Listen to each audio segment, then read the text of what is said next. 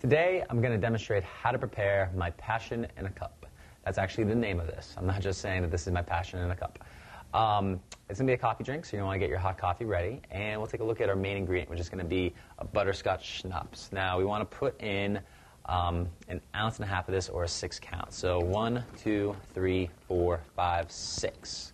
From there, we're going to add in an ounce of chocolate syrup, or just a couple swirls around the cup. So just right in there like so.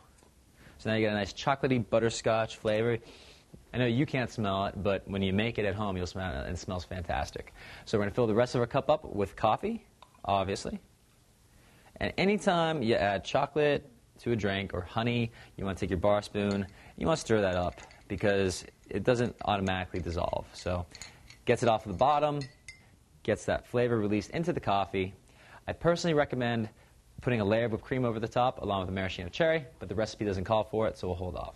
So this is my passion in a cup. I hope you enjoy it.